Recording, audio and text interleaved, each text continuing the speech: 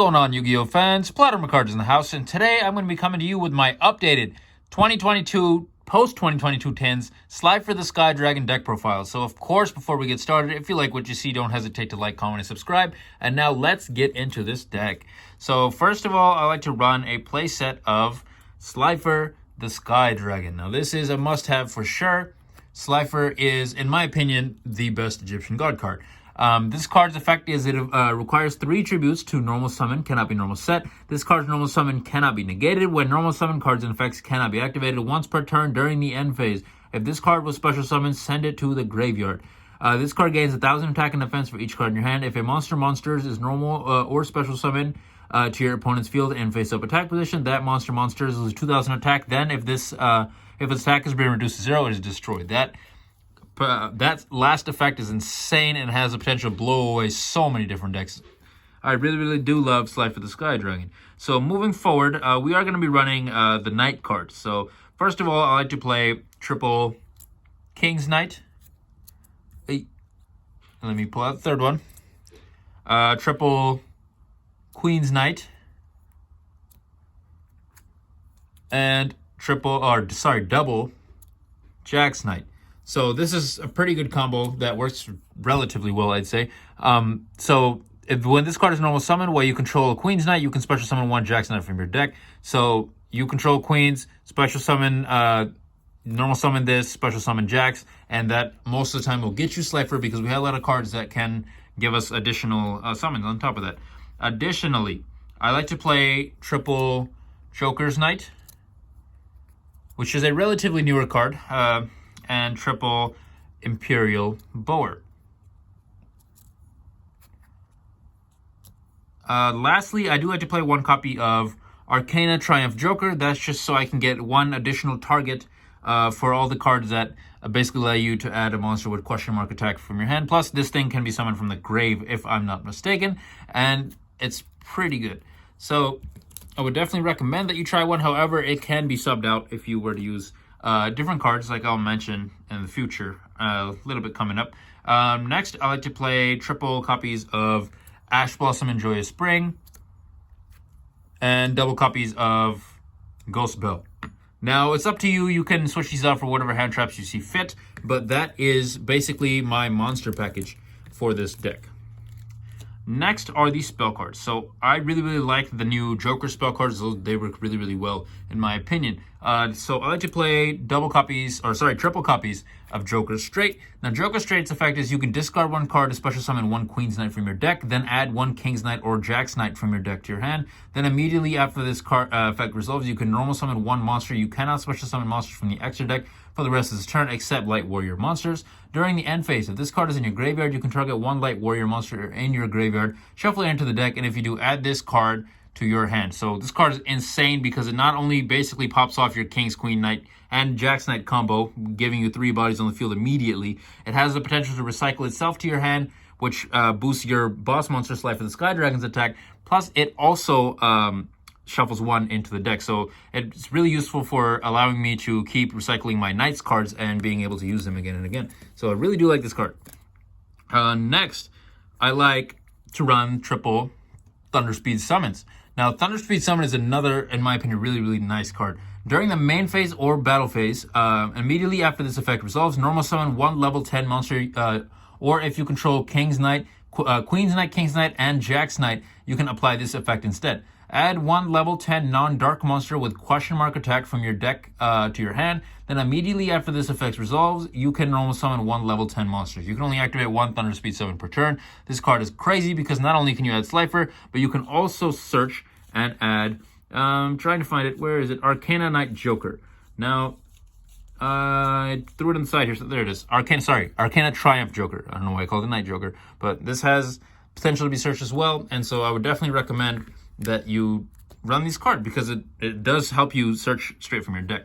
Next, I like to play 3 copies of Soul Crossing. Soul Crossing is super dope. During the main phase, immediately after this effect resolves, tribute summon 1 Divine Beast monster. When you do, you contribute a monsters your opponent controls, even though you do not control them. But if you tribute summon this way, apply this effect. Till the end of the next turn, after this card resolves, you can only activate one card or effect per turn, not counting the effects of Divine Beast monsters. This card is crazy. You have the ability to just completely clean out your opponent's field, get rid of some of the most annoying monsters that they have on the field, and I really do like this card. I have seen some people play this at 2. You do, I would say, for sure need this in your deck. It just depends. Ratios can be changed. So next, I just wanted to play around with a little bit of draw power, so I am testing this card. I like to play triple Pot of Extravagance. I also tried running Unexpected Die. Just it does help you search Queen's Knight, which then if you have King's Knight in your hand, you can pop off your combo. But Pot of Extravagance, you know what it does, lets you draw. So draw power is also always great. But this deck does have some good searchability, so it's possible that it's not as necessary as it is in some certain other decks. So next, I like to play 2 copies of Mound of the Bound Creator. If a level 10 or higher monsters on the field, level 10 or higher monsters on the field cannot be targeted or destroyed by card effects. So give your Slifer a bit of protection, and your, I think, Arcana Knight, Triumph Joker. If a level 10 or higher monster destroys a monster by battle and sends it to the graveyard, the player who controls the destroyed monster takes 1,000 damage. When this card on the field is destroyed by a card effect and sent to the grave, you can add 1 divine monster from your deck to your hand. So pretty good. I really like that it searches the divine monster when it's destroyed, plus it gives some additional burn damage, which can tip the scales in your favor. This, as we'll go forward, this is something that I usually will sub out, so we'll talk about that in a bit. And then lastly, I like to play Reinforcements to the Army. Add 1 level 4 or lower warrior type monster from your deck to your hand, then shuffle your deck. So you can search pretty much your king and queens is what I usually go for, but I think you can also search your Imperial Bower and your Joker's Knight. So it just has to be level 4 warrior type monster, which, yes, both of these do fit the bill. Oh, no, sorry. This one fits the bill. This one does not. Looking at it from the side, there's a glare. So moving forward, let's go ahead and look at the trap cards. So I like to play 1 copy of Joker's Wild. I think this card is not necessary in the deck, but I think it has come in handy enough to where I'd like to see 1 copy of it at least. During the main or battle phase, send 1 spell from your deck to the graveyard that specifically lists all of Queen's Knight, King's Knight, and Jack's Knight. The effect becomes that spell's effect when that card is activated. During the end phase, if this card is in your graveyard, you can target 1 light warrior monster in your graveyard, shuffle it into the deck, and if you do, add this card to your hand. So it works really well because it can essentially act as any of the cards that mention all 3 of them. So it's usually either this one or this one. And obviously based on the effect, you can do what is needed. But again, I have seen a lot of decks that don't play this. So this is another card, as we'll discuss, that can be taken out. And then lastly, for the trap cards, I like to play 1 copy of the Revived Sky God. Now, I would be playing 3. I ordered 3, but the guy who I ordered it from only sent me 1. So working that out with him. And also, I also ordered Ultimate Divine Beast from this person, and it also didn't come in. So I didn't want to wait any longer before making this deck profile. So definitely I would recommend probably 3 of these and maybe 2 of the Ultimate Divine Beast. If I had to take something out, I would maybe say the Mound of the Bound Creator, maybe a copy of Joker's Wild.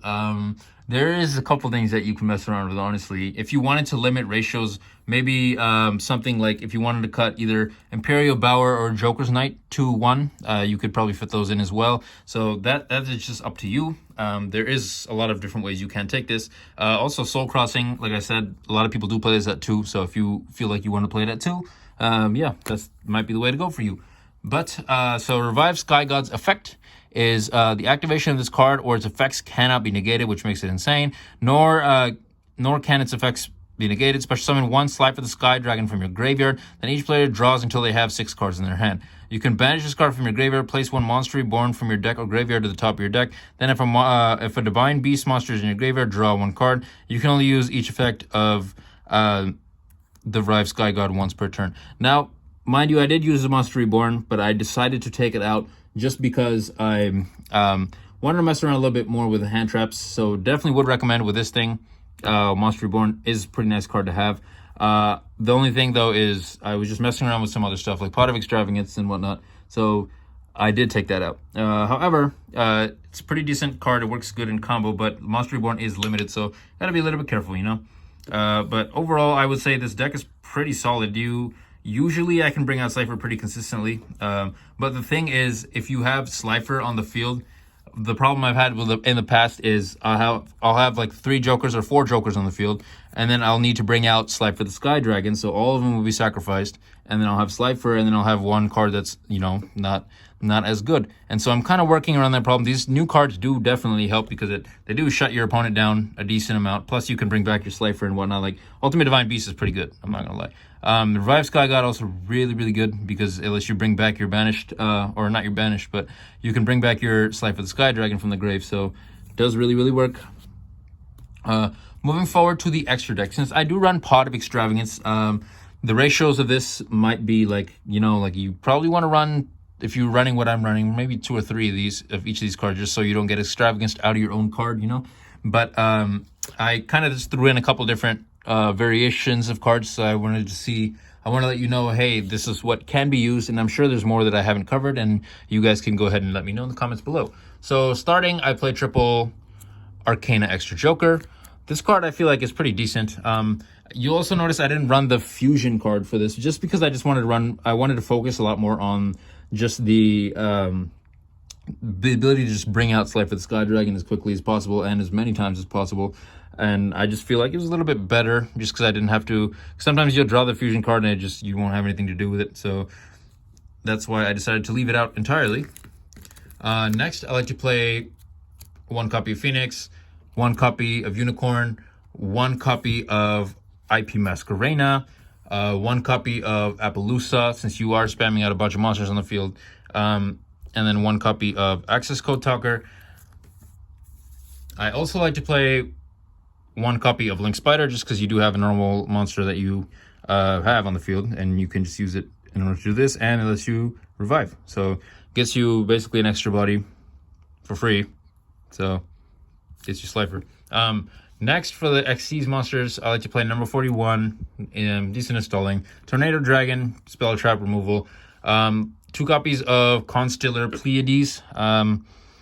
This thing you're not going to see that often, but I ran 2 just because of the Pot of Extravagance, of course, but it is a decent effect, so I would definitely recommend you try it out, or just any rank 5. And then for rank 10s, I wanted to try out messing around with the trains. Personally, I haven't been able to summon these, just because you need 2 Slifers or a Slifer and an Arcana Knight Joker on the field. It does happen once in a while, but if you got 2 Slifers on the field, the last thing on my mind mostly is summoning something from the extra deck, right? Because unless like it's 2,000 life points away or whatever, and then I can just go into this and then just win, you know?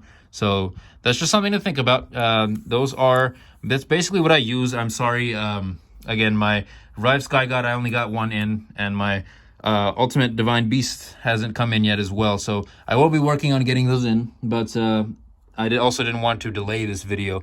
But anyways, guys, this is Plotter McCard signing out for the day. If you like what you see, don't hesitate to like, comment, and subscribe. And oh my goodness, look at the time. It's time to do